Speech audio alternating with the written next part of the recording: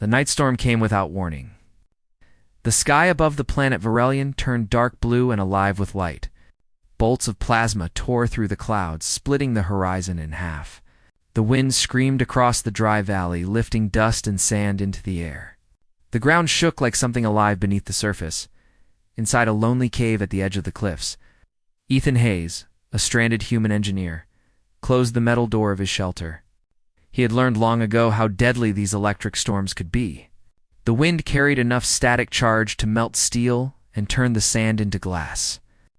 He locked the door and checked the power lines that ran through the cave's walls. It had been 8 long months since his ship had crashed here. The distress beacon never reached Earth, and the communication tower was destroyed. He had built a small life in the cave, a heater, a light generator, and shelves full of tools and wires. His uniform was worn, and his beard had grown. But his eyes still carried the steady calm of a soldier who refused to give up. The storm outside was getting worse. The sky flashed again, and the sound rolled through the mountains like thunder mixed with a scream. Ethan sat near the heater and opened a metal can of dried food. He ate slowly, listening to the wind. He was used to being alone. Silence had become his only companion. Then he heard something new. A faint sound. A knock. Ethan froze. He thought at first it was the storm throwing rocks against the door. But then he heard it again. A weak, uneven knock. Someone was out there. He picked up his small plasma torch and walked to the door. The idea of another person or another being seemed impossible. This region was uninhabited. Still, the knocking continued, softer now. Like the one outside was losing strength, Ethan pressed the switch, and the heavy door slid open halfway. A blast of cold wind hit him in the face. Lightning flashed behind a small figure standing in the rain. For a heartbeat, he saw her, clearly a young alien girl, maybe 19, wrapped in torn silver fabric that clung to her thin frame. Her eyes were wide and glowing faintly, her skin a soft lilac shade, her hair white and tangled by the wind. She stumbled forward, half-conscious. Ethan caught her by the shoulders before she fell. Her skin was icy cold, and her breath came in short gasps. "Easy," he said calmly, guiding her inside. "You're safe. Sit down." The girl didn't answer. She stared at his face as if she were seeing a ghost. When the door shut behind them, silence filled the cave again, except for the hum of the heater.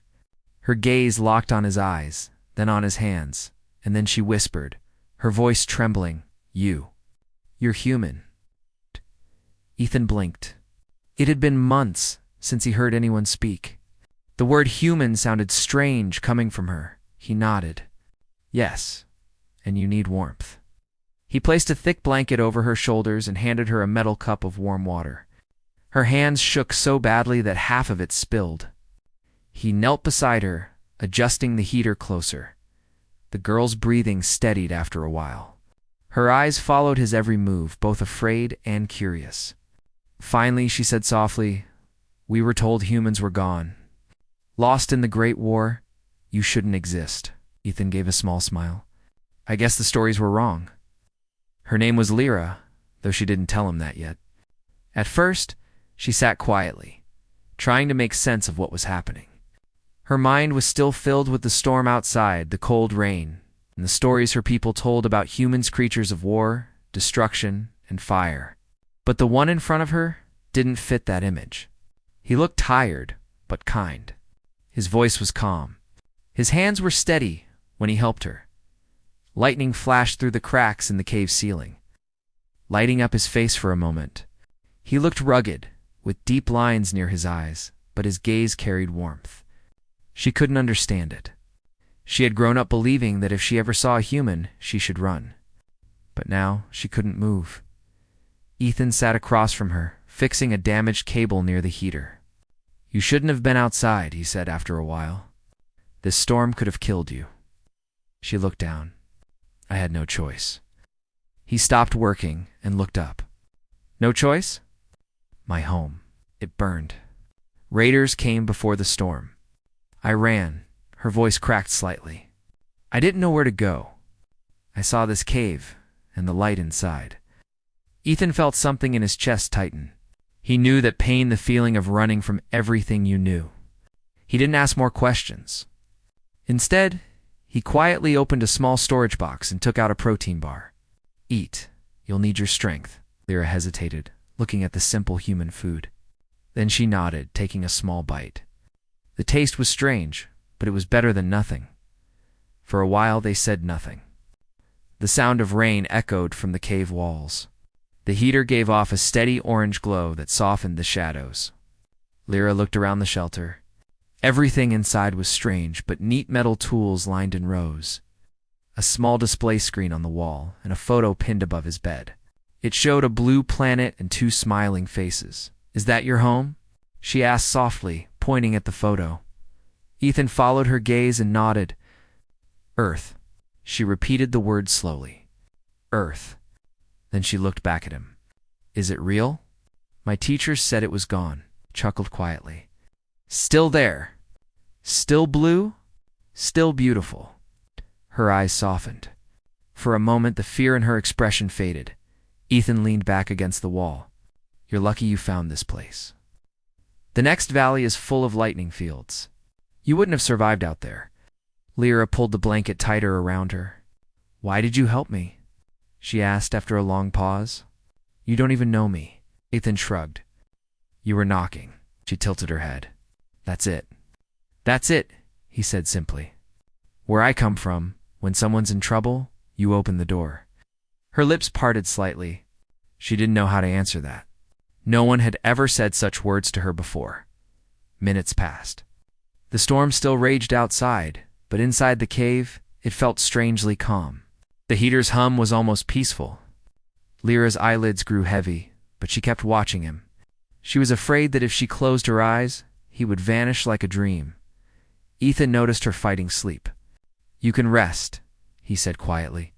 "You're safe here." She looked at him one last time, then nodded slowly.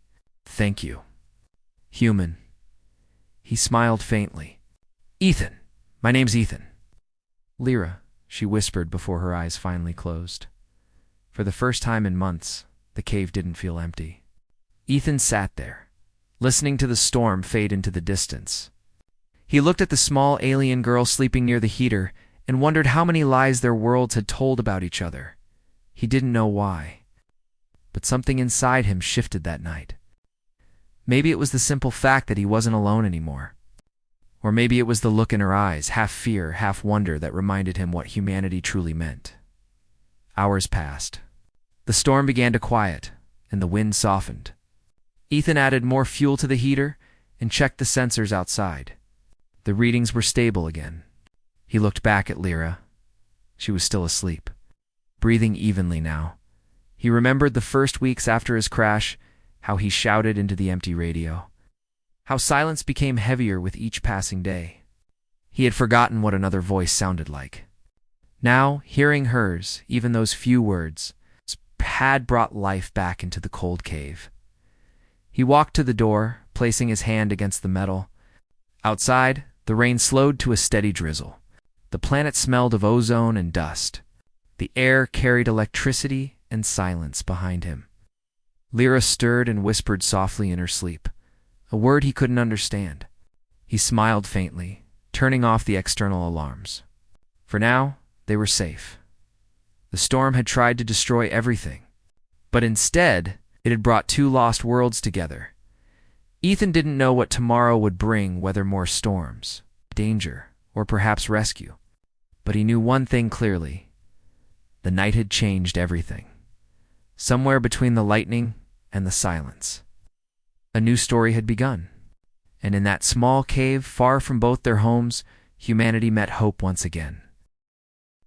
When the morning came, the sky above Verelion looked washed and clean. Thin light shone through the broken clouds, turning the wet ground outside the cave into silver glass. Inside, the air was warm and still. Lyra woke slowly, blinking against the soft glow of the heater. For a few seconds, she forgot where she was. Then she saw the man sitting near the door, working with quiet focus. And everything came rushing back. The human was real. Ethan Hayes sat cross-legged on the floor, preparing a small drone with steady hands. The faint hum of his tools filled the silence. When he noticed her stirring, he turned and gave a small smile. "Morning," he said. Lyra pulled the blanket tighter. "You're still here," she whispered. "Where else would I go?" He answered lightly, then added, "How do you feel?" "Better," she said softly. "It's warmer here than anywhere I've been." He nodded toward a small tin cup beside the heater. "Drink that. Out of water mixed with mineral salts. Helps after storms." She obeyed without question, sipping carefully. The taste was strange but not unpleasant. For a while they spoke little. Lyra studied him when she thought he wasn't looking, the way his hair fell against his forehead, the scars on his arm, the calm way he moved. He was nothing like the stories told to her people, where humans were painted as cold and merciless. This one seemed quietly gentle, like a mountain that had endured many storms but never broke. Ethan, too, found himself curious. The girl's skin shimmered faintly under the heater's light, almost translucent. He noticed the small symbol on the collar of her torn suit, a spiral surrounded by 3 dots. He remembered seeing that emblem in old military reports. It belonged to the Rin colonies, a race once allied with humanity before the war had torn them apart. "You're from the Rin colonies," he said finally. She looked surprised. "You know us?" He replied. "Long ago, before the fighting," Lyra frowned. Oh. "My teachers said humans destroyed our worlds." Ethan sighed and put down his tool. "And my records say the Rin attacked first. I think the truth is somewhere between." She looked down at her hands. "So much hate, and none of us know why anymore." He smiled sadly. "That's usually how wars end. People forget the reason, but remember the fear." Outside, a gust of wind stirred the sand again. The planet's weather was unpredictable. Another storm could form at any time. Ethan checked his sensors and frowned. Pressure's dropping again. We might be stuck in here for a while. Lyra didn't mind. For the first time in months, she felt safe. They spent the morning repairing damaged equipment. Lyra watched as Ethan adjusted wires and explained simple things. How solar cells worked. Air filters recycled moisture. How even the smallest tool mattered when you lived alone. She listened with quiet fascination. "You fix everything," she said. "I try," he answered. "Machines are easier than people. They don't lie." That made her smile for the first time. "You sound like my mother." He raised an eyebrow. "She was an engineer? A healer?" Lyra said softly. "But she always said machines and hearts both needed the same thing, patience." Ethan chuckled. "Smart woman." Lyra's smile faded. "She's gone. The raiders took her." He didn't press for details. "Instead," he said gently, "then she'd be glad you survived." They fell into a comfortable rhythm, talking between long moments of silence. The cave no longer felt like just a hiding place, became a small world of warmth in the middle of a wild planet. But peace never lasted long on VARELL. And by midday, the sensors began to beep softly. Ethan glanced at the screen. "We've got company," he muttered. "What is it?" "Scouting drone, not mine." Lyra's face went pale. "From the colony patrols. They search for survivors after raids. And if they find a human, they'll call soldiers," she whispered. "Humans are forbidden. You'll be killed." Ethan stood, checking his rifle. "Not if I shut it down first." He moved to the cave entrance and peered through a narrow slit in the metal door. The drone floated over the valley, a dark sphere humming softly as it scanned the area with blue light. Lyra clutched the blanket. "Please don't shoot it." "If they trace the shot," he raised a hand. "I won't. I'll jam its signal instead." He connected a cable to his wrist console and typed quickly. The cave filled with the soft buzz of interference. The drone wobbled midair, then drifted away, confused. "It's gone," Ethan said finally, exhaling. Lyra looked at him with wide eyes. "You could have run. You stayed for me." He met her gaze. "You needed help. That's reason enough." Something inside her shifted at those words. Her people had warned that humans were selfish, always thinking of conquest. But this one risked everything just to keep her safe.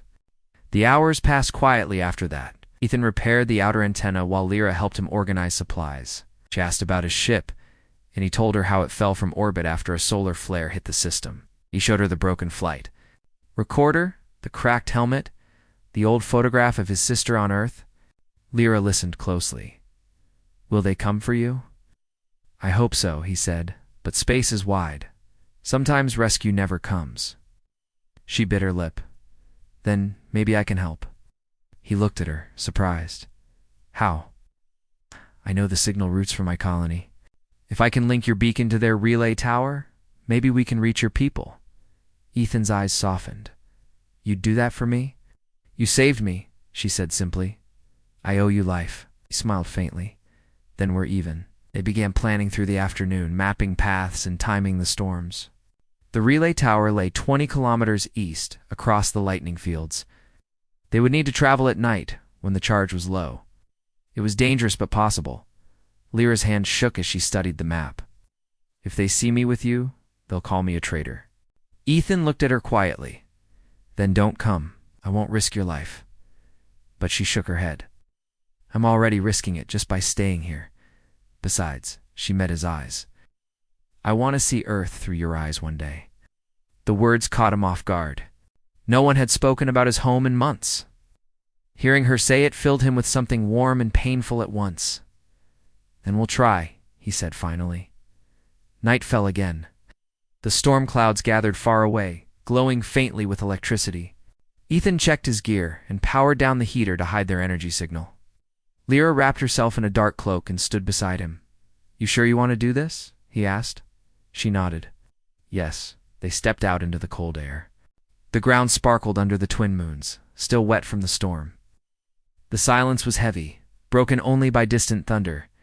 As they moved through the valley, Lyra stayed close, her eyes scanning the ridges. The wind carried strange whispers, the sound of metal against rock, maybe machines far away. After an hour, they reached a field filled with tall crystal formations that glowed faintly blue. Lightning flickered between them, like veins of light. Ethan stopped. "This is the field. We move only when the current fades." She watched as arcs of energy danced between the crystals. Each flash lit his face in harsh white light. He looked fearless, though she could see the exhaustion in his eyes. "You've done this before," she whispered. "More times than I'd like," he said, "but never with company." They waited for the pulses to calm, then ran. The air crackled around them. Every few seconds, a bolt struck close enough to make the ground tremble. Lyra stumbled once, and Ethan caught her hand. "Stay with me," he said firmly. She nodded, gripping his hand tightly. Together they reached the far edge of the field and took cover behind a rock. When they finally looked up, the relay tower rose in the distance, a black needle piercing the clouds. "That's it," Ethan said. "If we reach the control base, I can patch my beacon." But before they could move, a soft whirry sound filled the air. Lyra turned sharply. 3 drones floated down from the ridge, sleek, silver, and armed. Her heart stopped. "They followed us," she whispered. Ethan raised his rifle slowly. "Get behind me," she said, stepping forward. "If they see you fight, they'll call for more." "Let me talk, he echoed. "They're machines. They respond to command codes," she insisted. "If I can override," but the drones opened fire with warning shots that scorched the ground near them. Ethan pulled her down, rolling behind the rock. "Too late," he shouted, the air filled with the smell of ozone and burning dust. Ethan fired one precise shot, hitting the lead drone's sensor. It fell, sparking. The others shifted, scanning for him. Lyra grabbed his arm. "Wait till I can jam them." She pulled a small device from her cloak, her hands shaking. "Cover me." He nodded and leaned out, drawing fire while she tapped on the pad. Sparks showered from the stones. She bit her lip, typing faster. Finally, the drones froze midair, lights flickering. "It worked," she gasped. Ethan exhaled. "Good work." But before they could celebrate, one drone reactivated and aimed directly at her. Ethan moved without thinking. He shoved her aside as a beam flashed past him, grazing his shoulder.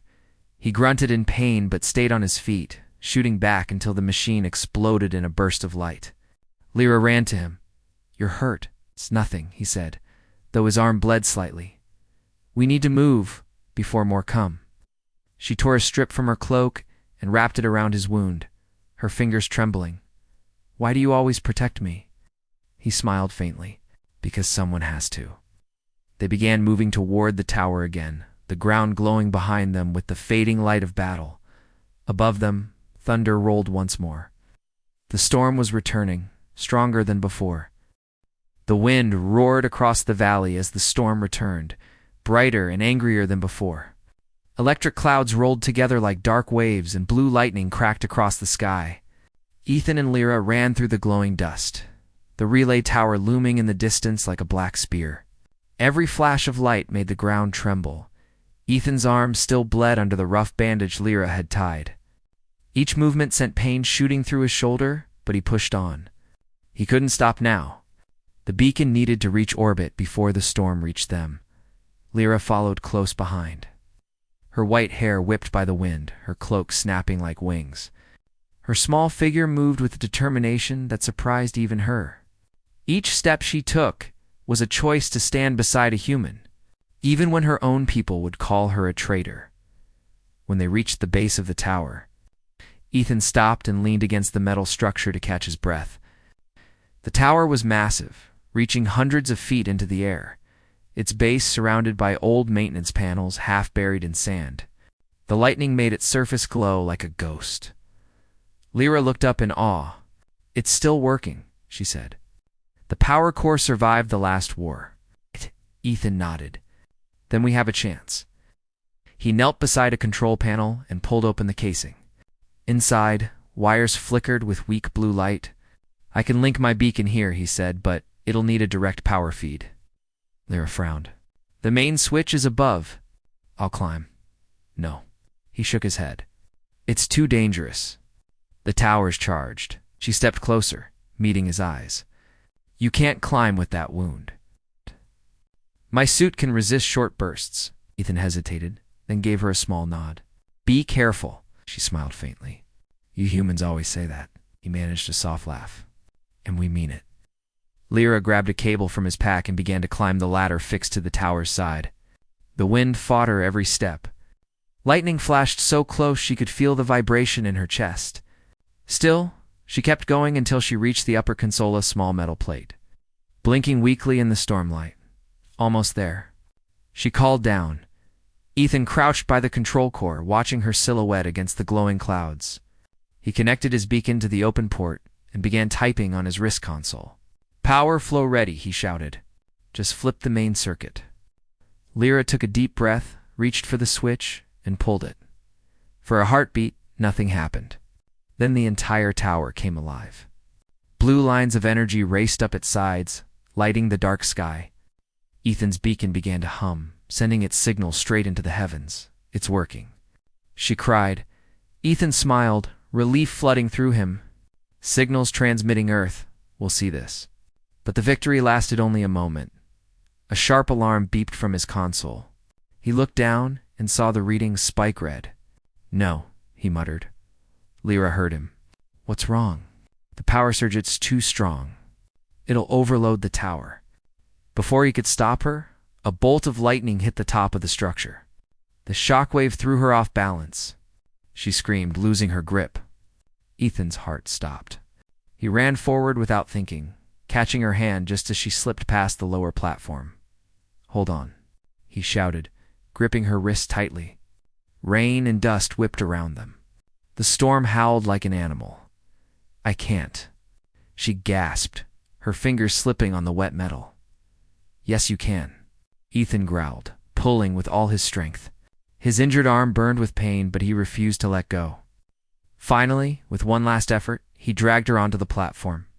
They both collapsed, breathing hard. The storm above them crackled brighter than ever. Lyra looked at the tower. The signal. Ethan checked his console. "Still running?" "It's broadcasting," he smiled weakly. "We did it." But then his screen flickered again. A red warning flashed. Power overload. Collapse imminent. He looked up at the tower. Sparks ran down its spine like glowing rivers. The structure began to groan. "Run," he shouted. They leaped from the platform and sprinted across the sand as the tower started to fall. The sound was like the sky itself breaking apart. The ground shook violently when the massive structure collapsed behind them, sending waves of dust through the air. When the thunder quieted, they were lying side by side, covered in dirt, but alive. The broken remains of the tower smoked in the distance. Lyra turned her head toward Ethan. The beacon? He looked at the faint blue light blinking on his console. Still sending. He let out a shaky laugh. It's enough. Someone will see it. The storm began to fade slowly.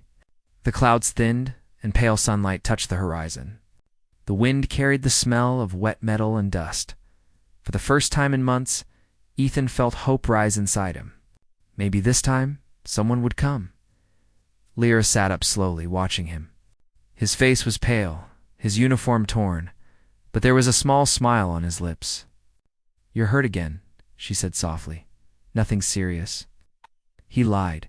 She frowned and reached for his arm, checking the bandage. Blood had soaked through it again. "You humans," she said quietly. "Always saying you're fine when you're not," he chuckled weakly. "Old habit." She looked at the horizon. "If your people come, what will they do to me?" Ethan was silent for a moment. The question cut deep. He knew how humans viewed alien survivors, especially after wars. But he also knew what Lyra had done for him. "They'll listen to me," he said firmly. "I'll make them understand." Her eyes softened. "You really believe that?" "I have to," he said simply. "Otherwise, what's the point of surviving?" Hours passed. They built a small fire using scrap metal and thermal cells. The storm had washed the valley clean. The world looked new again. Lyra sat close to the flames, her face lit by the gentle glow. She glanced at Ethan, who was staring quietly at the sky. "What's Earth like?" she asked suddenly. He smiled faintly. "Green. Blue. Alive. You'd like it?" "Maybe one day I'll see it," she whispered.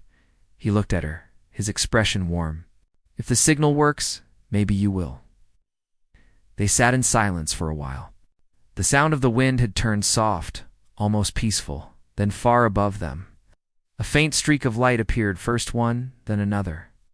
The lines cut across the morning sky like silver stars moving too fast. Ethan stood slowly, eyes wide. "Rescue ships," he whispered. They saw it. Lyra rose beside him, heart pounding. The ships grew larger, their engines bright against the pale clouds. "You did it," she said, smiling through tears. "We did it." He wanted to say, but before he could, a warning alarm beeped on his console. The ships were not just rescue crafts. They were also patrols from the colony. Lyra's face fell. "They'll see me." Ethan looked at her. "Then they'll see us together." Moments later, the ships descended. Dust swirled around as the first one landed near the broken tower. Soldiers in white armor stepped out, their weapons lowered, but ready. One of them, a human officer, called out, "Captain Ethan Hayes." "Is that you?" Ethan raised a hand weakly. "Alive and tired," he said with a smile. The soldiers approached quickly. One of them stopped when he saw Lyra. The air grew tense. "Sir," the officer said carefully. "That's Erin." Ethan stepped forward. "She saved my life. She's under my protection." "Captain," the officer began. "The Rin are listed as hostile." "We can't." "You can," Ethan interrupted firmly. His tone carried command. "You will." The soldiers looked at one another, uncertain. Lyra stood still, her heart beating fast. She expected them to pull her away, but instead, the officer slowly lowered his weapon. "Understood, sir," he said quietly. Ethan nodded, relief softening his face. He turned to Lyra. "See? Told you they'd listen." Tears shimmered in her eyes. "I didn't believe it was possible," he smiled. "That's what humans are for, to make the impossible happen." They boarded the ship together. As it lifted off, Lyra looked down at the planet one last time.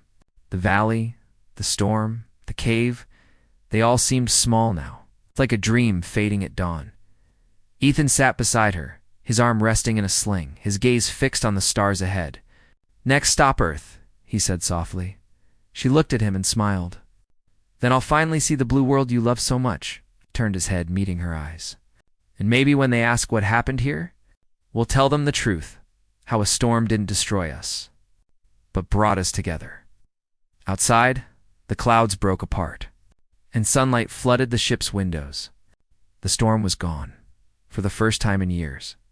Humanity and the Rin shared the same sky, and as the ship disappeared into the light, the story of a human and an alien girl who defied fear to save each other began to travel across the stars, proof that sometimes, even in the darkest storm, hope finds a way to survive.